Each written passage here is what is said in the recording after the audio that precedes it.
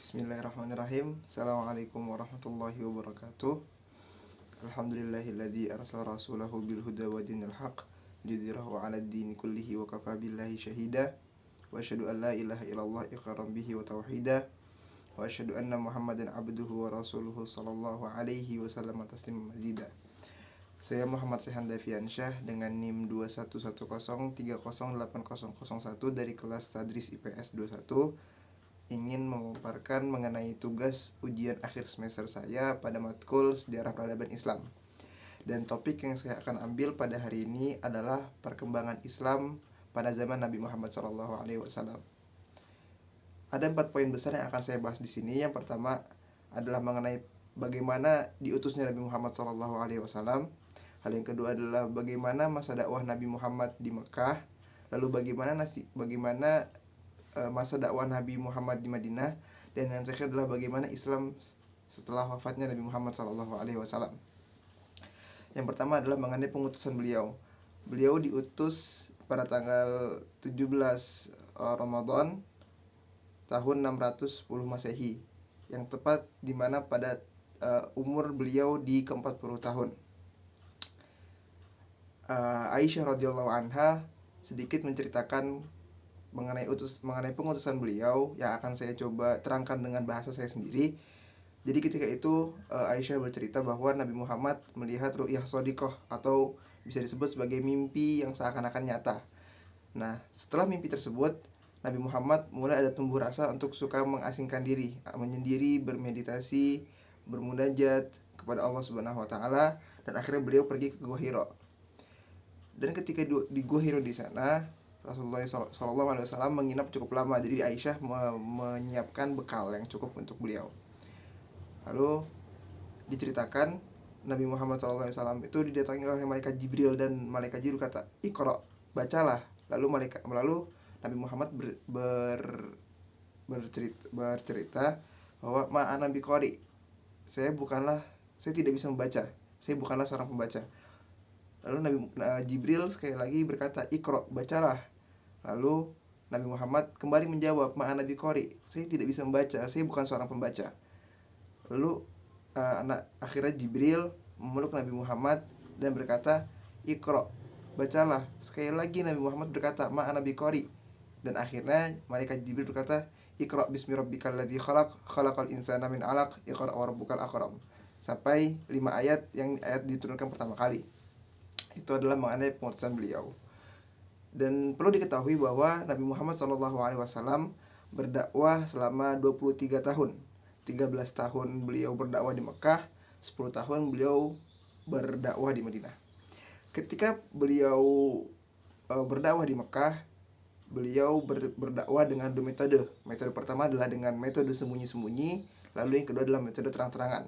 Metode sembunyi-sembunyi beliau lakukan selama 3 tahun, dan beliau mulai berdakwah kepada seluruh kalangan kaum muslimin, tetapi dengan cara sembunyi-sembunyi. Dan beliau menjadikan pusat perdakwahan beliau adalah di Darul Arqam bin Abil Arqam.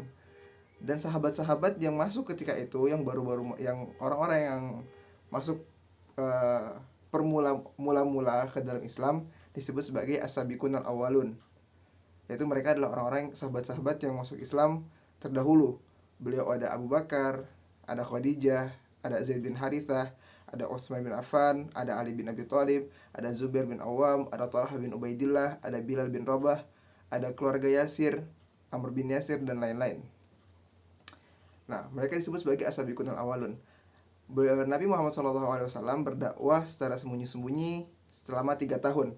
Lalu turunlah sebuah ayat, wa anzir ashiratakal aqrabin, dan peringatkanlah wahai Muhammad kepada orang-orang terdekatmu. Itu adalah perintah Allah Subhanahu wa taala kepada Nabi Muhammad untuk berdakwah secara terang-terangan. Yang pertama kali beliau lakukan adalah Nabi Muhammad SAW berdakwah secara terang-terangan kepada Bani Abdul Muthalib. Tentunya dengan hal tersebut menuai banyak kontroversi, menuai banyak respon positif, respon negatif. Dan beliau juga tidak hanya berdakwah di Bani Abdul Muthalib saja, beliau berdakwah di Mekah. Beliau membuka dakwahnya di Bukit Sofa. Tentunya hal tersebut juga menuai kontroversi. Bahkan sampai-sampai banyak sekali penyiksaan, banyak sekali hal-hal yang akhirnya membuat kaum muslimin tersiksa, tidak nyaman berada di Mekah. Akhirnya terjadi sebuah peristiwa besar, yaitu adalah hijrah ke Habasyah. Hijrah ke Habasyah adalah hijrah pertama, yang mana pertama kali itu dilakukan oleh 11 sahabat laki-laki dan 4 sahabat perempuan. Lalu akhirnya berangsur-angsur terus sampai berjumlah sekitar 70 sahabat yang berada di Habasyah. Dan alhamdulillahnya Habasyah menerima mereka dengan baik. Setelah banyaknya dari pengikut Nabi Muhammad SAW yang berhijrah ke Habasyah, beliau merasa lebih tenang untuk berdakwah di Mekah. Akhirnya beliau terus berdakwah. Tapi pada tahun 10 Hijriah, 10 setelah kenabian Nabi Muhammad SAW, terjadi sebuah peristiwa besar yang dinamakan sebagai Amul Huzn, dikatakan sebagai tahun kesedihan. Kenapa? Karena ketika itu Khadijah, istri beliau tercinta, dan juga Abu Thalib, pamannya yang selalu menjaga beliau, selalu mendukung dakwah beliau, meninggal dunia, wafat. Dan di tahun yang sama pula Nabi Muhammad pergi ke Taif untuk berdakwah. Tentunya bukan tanpa pertimbangan beliau pergi ke Taif. Beliau pergi ke Taif karena beliau menilai bahwa Taif ini adalah tempat yang cukup dekat dengan Mekah. Dan juga saat itu Taif ini memiliki sebuah bani namanya Bani Sakif. Bani Sakif ini terkenal sebagai suku yang sangat kuat. Dan apabila Bani Sakif ini masuk ke dalam Islam, tentunya bisa menjadi sebuah dorongan besar bagi Islam untuk terus menuai kejayaannya. Namun sayangnya ternyata di Taif beliau menerima hal-hal yang tidak diinginkan. Beliau dilempari batu sampai rahang beliau berdarah, dan itu ternyata kita bisa melihat bahwa dakwah Nabi Muhammad SAW bukanlah hal yang mudah. Akhirnya ada peristiwa besar kembali di Mekah, di mana ada Baiat Aqabah 1 dan Baiat Aqabah 2 yang menunjukkan bahwa sebenarnya orang-orang di Yathrib ketika itu atau di Madinah sudah siap untuk menerima Nabi Muhammad SAW. Maka tepat pada setelah 13 tahun beliau berdakwah di Mekah, akhirnya beliau pindah untuk berdakwah di Madinah. Beliau hijrah ke Madinah secara sembunyi-sembunyi, dan terakhir adalah Nabi Muhammad yang berhijrah bersama Abu Bakar. Dan ketika itu diceritakan Allah Subhanahu wa taala menurunkan sebuah ayat, illa tansuruhu faqad nasarahullah id akhrajahu alladziina kafaru tsaniya itsnaini id huma fil ghari id yaqulu li sahibihi la tahzan innallaha ma'ana fa anzalallahu sakinatahu 'alaihi wa ayyadahu bijunudin lam tarawha wa ja'ala kalimatal ladziina kafaru sufla wa kalimatullahi al-'ulya wallahu 'azizun hakim. Diceritakan di situ bahwa Abu Bakar sempat sedih, sempat merasa takut. Akhirnya Nabi Muhammad berkata, la tahzan, jangan takut, innallaha ma'ana, sesungguhnya Allah bersama kita.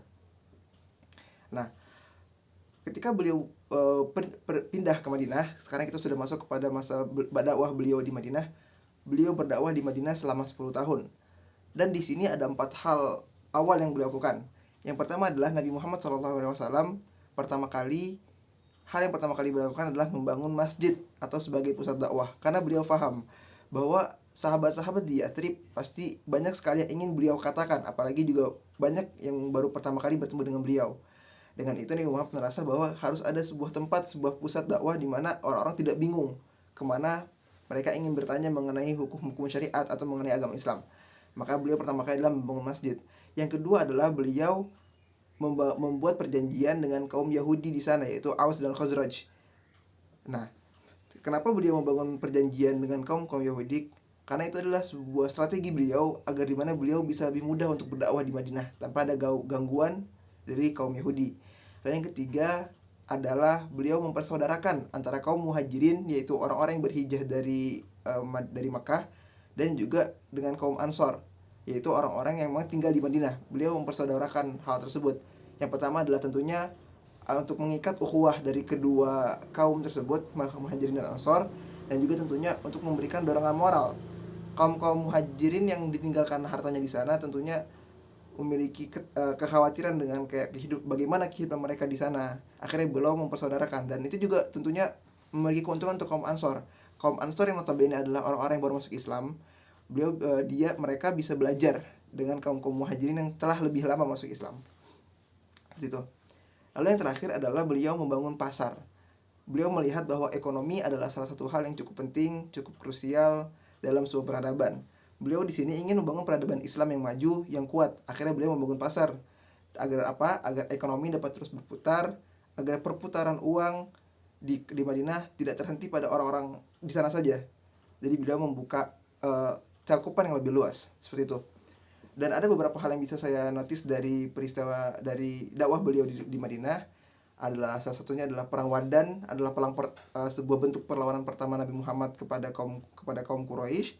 Ya walaupun tidak jadi perperangan karena ada sebuah perjanjian damai. Lalu pada tahun kedua Hijriah ada perang Badar sebagai perang pertama Nabi Muhammad pada perang pertama kaum muslimin melawan kaum Quraisy. Dan alhamdulillahnya kaum muslimin menang pada saat itu. Tahun ketiga selanjutnya ada perang Uhud. Selanjutnya adalah perang pada tahun keempat ada perang Bani Nadir dan Bani Mustalik. Dan pada yang kelima salah satu perang yang cukup besar adalah perang Khandaq, di mana ketika itu Madinah dikepung oleh kaum-kaum Quraisy dan beberapa aliansinya dari kaum-kaum Yahudi. Lalu yang pada keenam ada perjanjian Hudaybiyah, di mana ketika itu ada 1.400 kaum muslimin yang ingin umroh ke Makkah, namun tidak diterima dan akhirnya membuat sebuah perjanjian.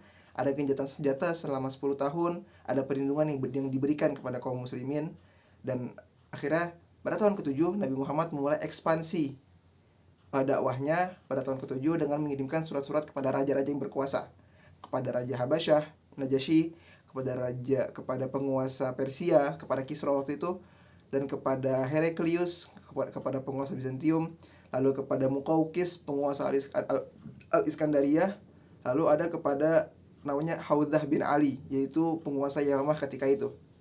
Beliau melakukan ekspansi untuk dakwah beliau karena beliau merasa Islam tidak hanya agama yang dimiliki oleh Makkah dan Madinah, tapi kepada seluruh umat manusia. Lalu yang selanjutnya adalah pada tahun ke-8 terjadi sebuah hal besar, yaitu Fathu Makkah, di mana waktu itu 10.000 kaum muslimin datang ke Mekah secara damai, bukan untuk berperang, mereka datang untuk umroh, untuk melaksanakan ibadah haji, untuk tawaf di Mekah di sana, dan tidak ada pertumpahan darah sama sekali. Itu menunjukkan bahwa Islam sudah mulai pada kejayaannya sangat tinggi di tinggi-tingginya, di puncak-puncaknya saat itu. Dan beliau pada tahun 10 Hijriah ada sebuah peristiwa besar yang bernama Hajjil Wada, yaitu di mana waktu itu beliau khutbah untuk terakhir kalinya, dan saat itulah pula diturunkan ayat terakhir.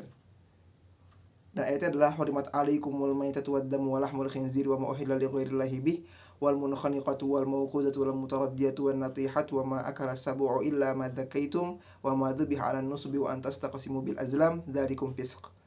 Al-yawma ya'isal ladzina kafaru min dinikum fala takhshawhum wakhshawun al-yawma akmaltu lakum dinakum wa atmamtu 'alaikum ni'mati wa raditu lakumul Islam madinah.